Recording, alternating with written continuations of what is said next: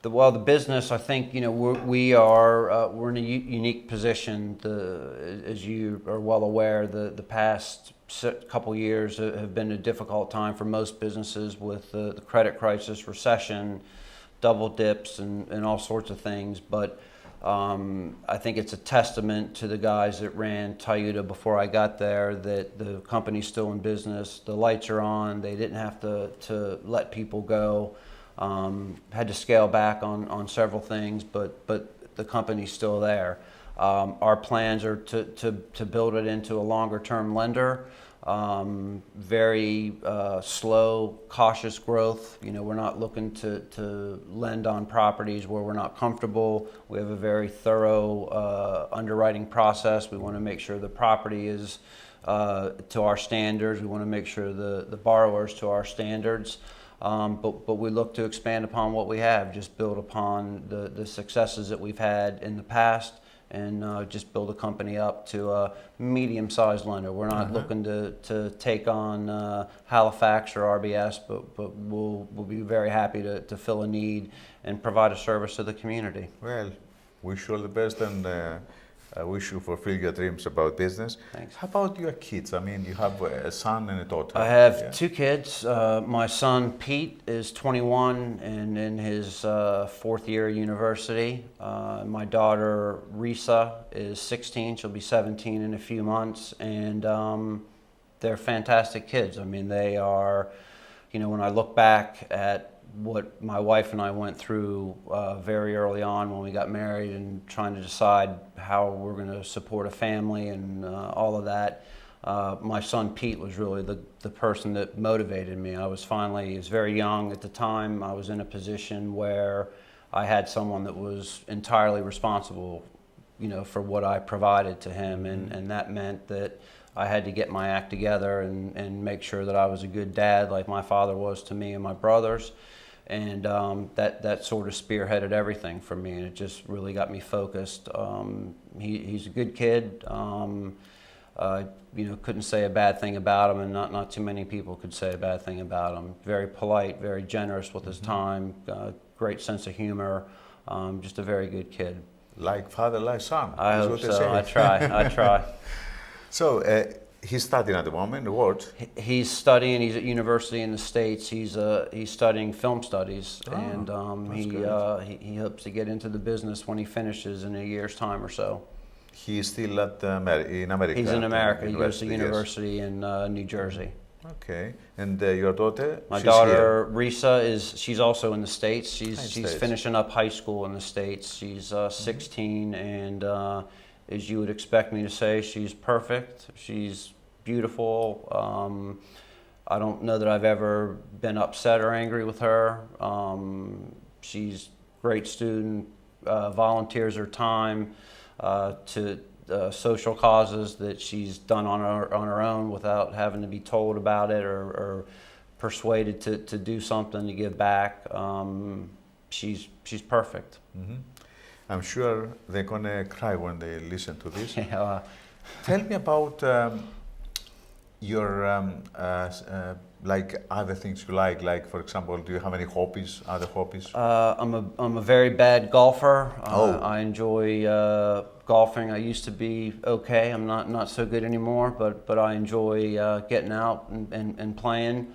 I enjoy watching sport on TV, and I live in London. I live right in central London, so there's plenty to do as far as getting around the city. I don't think you can ever get bored of London. It's just a beautiful place. We find something different just about every day. And just spending time with my family. I cherish the time I get to spend with them. I travel a lot, so that time is not as great as I'd like it to be. But when we're together, we make sure we get the most of it. Yeah, you travel very often back to America? Are you going? I go back to the States probably once a month to visit my mom and my brothers and to see my wife and kids. My wife, once my daughter finishes high school, my wife will move back over here. My wife, loves London, loves living over here, and my kids as well. I mean, they spend a lot of time here. And without my wife being the supportive person that she is, and the type of person that pushed me into areas that I wasn't so sure about, I probably wouldn't be here. I mean, it was, really, when we first came to London, it was really her that said, we're going. If it was up to me, we probably would still be in Florida right now. Okay. Well, if I ask you to tell me between macaroni and kebabs. That's kebabs and anything. Kebabs are my absolute favorite food in the world, as you can tell. I love kebabs. You like kebabs? Absolutely. In fact, after the draw the other night, I stopped across from Wood Green Tube Station and spent about a half hour in there. So one of the restaurants there. That's not even close.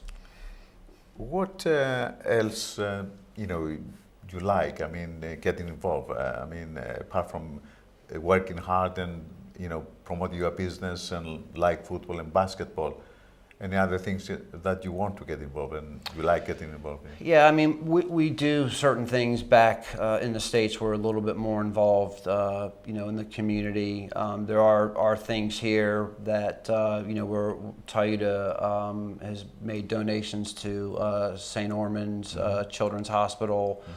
We've done a few things with them. We've got a few things coming up, which is a very, very worthy cause.